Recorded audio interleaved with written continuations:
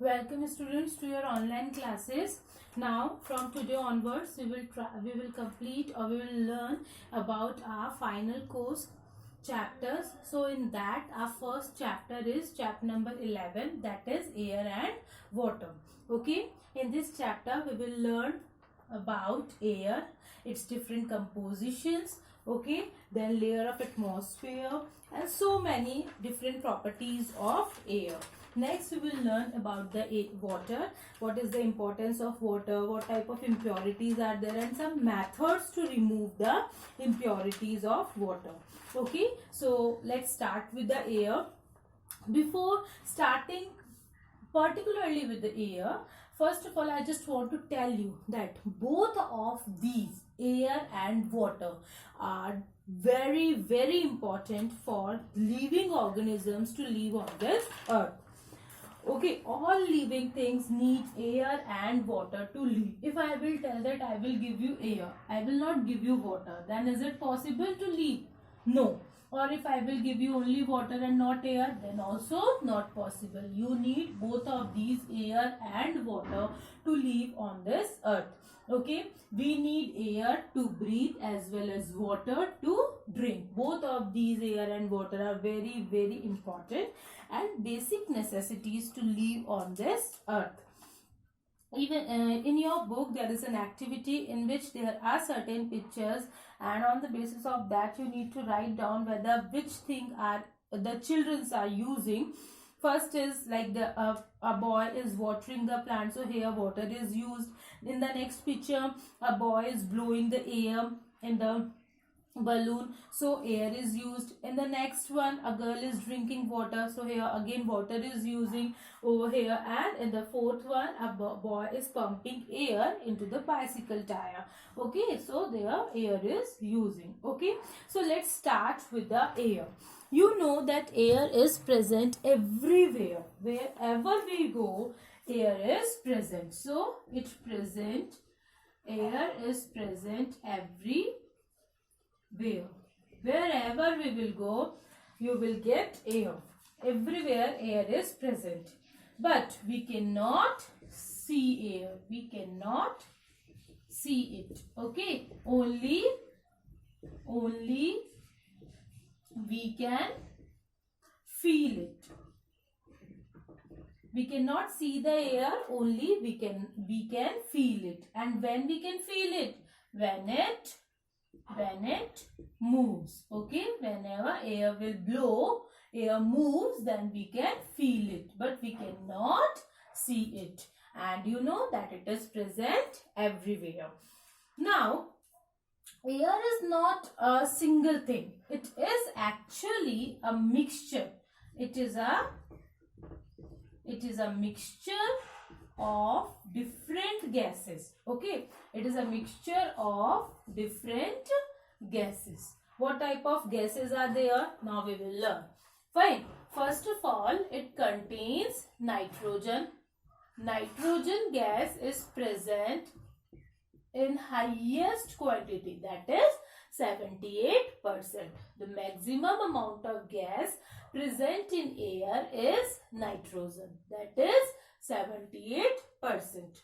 Next is oxygen. That is 21%. And third one is 1% other gases. Other gases are 1%, and it includes like carbon dioxide, that is CO2. Okay, carbon dioxide, argon, helium, hydrogen and ozone. These are the other gases which are present in the air, and their composition is only 1%. Okay, now along with these gases, air also contains water vapor. It also contains water vapor, dust and smoke. Okay, whatever smoke will be there in the environment, that is also present in the air, as well as dust and the water vapor. So air is not a single thing, it is a mixture of gases, in which the first one is nitrogen, that is 78%, next is oxygen, that is 21%, and the third one is other gases. This other gases contains carbon dioxide, argon, helium, hydrogen and ozone, and they constitute 1%. Other than these gases, water vapor, dust and smoke are also present. Okay, now we will learn about the composition of air, this composition of air in detail, and what are the uses of these gases. Okay, now this is the diagram for the composition of air. We have already discussed that air consists of nitrogen, oxygen and other gases. Now let's read something more about these gases. You know that the nitrogen will not be taken up by the living beings directly from the air. Okay, you know that nitrogen is present in air, but this nitrogen will not be taken up directly from the air by the living organisms. Living organisms इसको directly air से नहीं ले सकते. Okay, some plants get nitrogen from the soil and animals get nitrogen from plants or meat. Okay, means this nitrogen gas will not be taken up directly from the air. The plants will take this nitrogen through soil, and animals will take the nitrogen through plants as well as through meat. Okay, then nitrogen does not support burning. The main important thing is it does not support burning. Okay, it does not support burning, and its absence can make even a small fire uncontrollable. Fine. If if nitrogen will not be present in the atmosphere, in the air, then if you will ignite a small fire, then that small fire will become a very huge or big fire within some second. Okay, means if there will be the absence of nitrogen in the air, then a small bit of fire, a small little fire will become uncontrollable. Okay, that's why there is a major amount of nitrogen present in air. Okay, maybe many of you were thinking that why oxygen is not present in this much of amount, like in 78%, because oxygen is much more important than nitrogen. That is the main reason, that if oxygen will be present in this 78%, then you know that oxygen supports burning. So if oxygen will be present in that much of amount, then the small fire will become a very huge fire and will become uncontrollable, and the people will not be able to live on this earth. That's why nitrogen is present in the maximum amount, which does not support burning and make the little fire a little bit only. It will not ignite too much, it will not become uncontrollable. Okay, and oxygen is present in 21%, which is sufficient for the humans to breathe, or the living organisms to breathe. Now next is oxygen. You know that all the living things need oxygen, because it is the life survival, life supporting gas. Without oxygen, no living organisms can live on this earth. Okay, and it also needed for burning. It supports burning. Now the last one is other gases, that is of 1%. It consists of carbon dioxide, ozone, argon, helium, hydrogen. Water vapor is also present in the water vapor is also present over here. Okay, dust is there, smoke is there. So carbon dioxide is used by the plants for the photosynthesis. It is also used in fire extinguishers. That fire extinguishers, you know, they are the appliances which is used to put away the fire. Okay, put off the fire. Now argon is used in making bulbs and fluorescent tubes. That argon gas which is present in the air, that is used in making bulbs and the fluorescent tubes. That shiny light which comes through the fluorescent tubes, through the tube lights and through the bulbs, that is come from the argon only. Okay students, so I hope you are very clear with the composition of air. Now our next topic is atmosphere. Okay,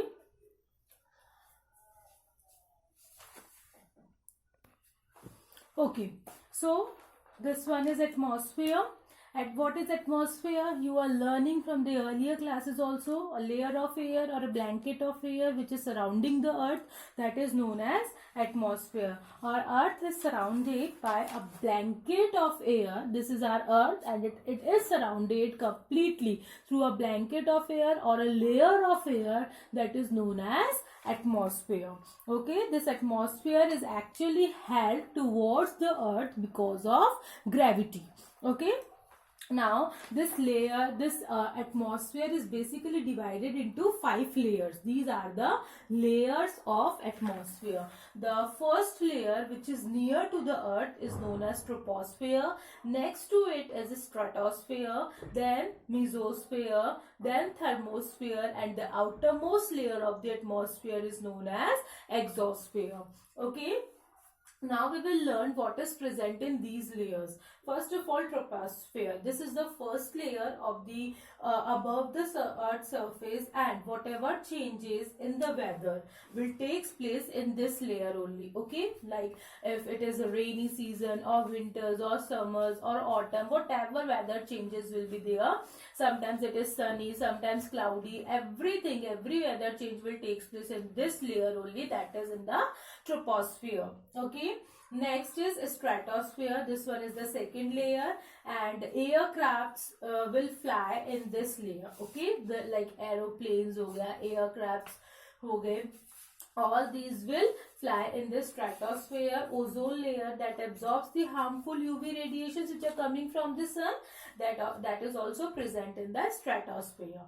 Next is mesosphere. This is the third layer. Now meteoroids burn out in this layer. Whatever meteorites will come towards the earth from the outer atmosphere, that will be burned out in the mesosphere. This mesosphere will not let that meteorite to come on the earth. All of the meteorite will burn over here. If some meteorite is so fast and so strong, only that will come on the earth. Otherwise, rest of the meteorites will burn out over here in the mesosphere, so they do not crash on the earth's surface. Meteorites are small rocks that are moving in the space. Okay, you know that atmosphere is actually present in the space, so whatever small rocks were there which are moving here and there in the space, that will become if it is coming towards the earth, then they will get crashed in the mesosphere. They will burn out in the mesosphere. So mesosphere protects our earth from the meteoroids.